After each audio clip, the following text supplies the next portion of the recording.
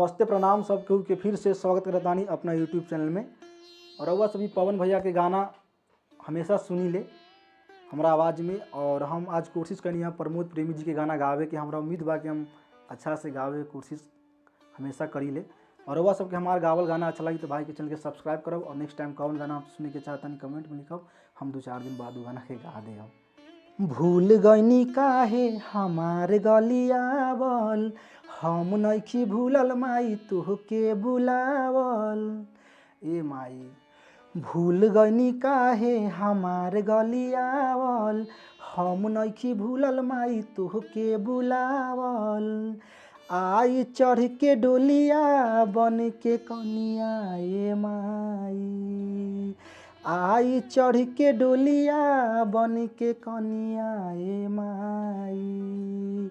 कि कहियो हमरो घरबा पिया तू आके पनिया ए माई।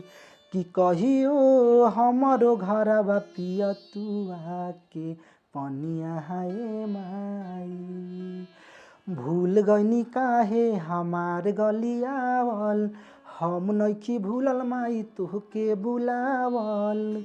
आई चढ़ के डोलिया बन के कनिया ए माई, आई चढ़ के डोलिया बन के कनिया ए माई। कि कहियो हमरो घरबा पिया तू आके पनिया ए माई। कि कहियो हमरो घरवा पिया तू आके पनिया ए माई। मानतानी बानी हम गरीब भले धन के, बाकी मन के राजा हई माई अपना मन के। जानतानी बानी हम गरीब भले धन के, बाकी बड़का राजा हई माई अपना मन के।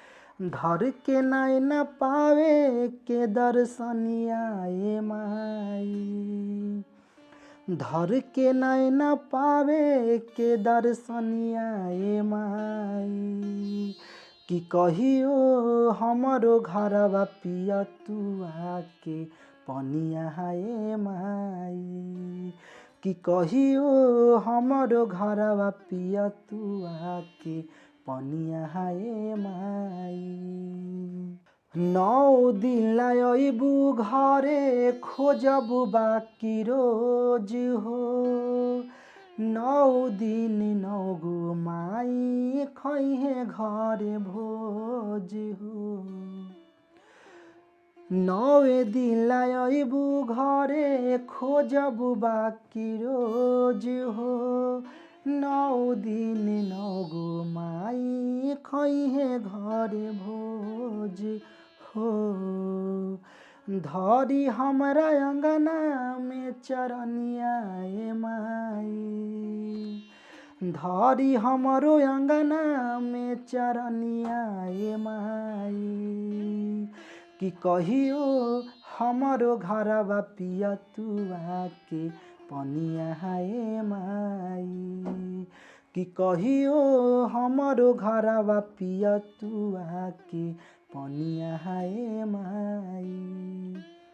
खुश बानी असरा लगौले बानी घर में, तन मन में जोत जागल आ जाए है क्षण में।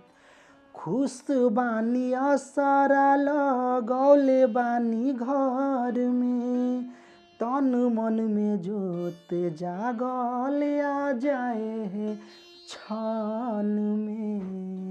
पूजी है विवेकवा तोर चरनिया ए माई, पूजी है विवेकवा तोर चरनिया ए माई।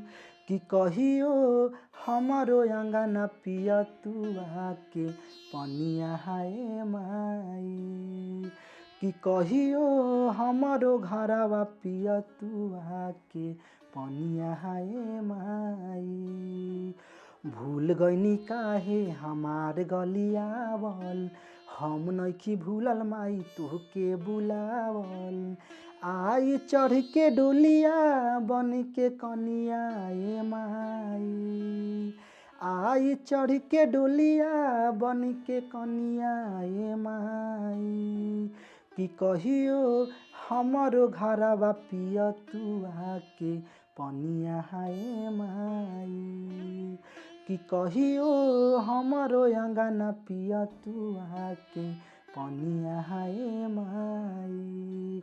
कि कहियो हमरो घरवा पिया तू आके पनिया ए माई।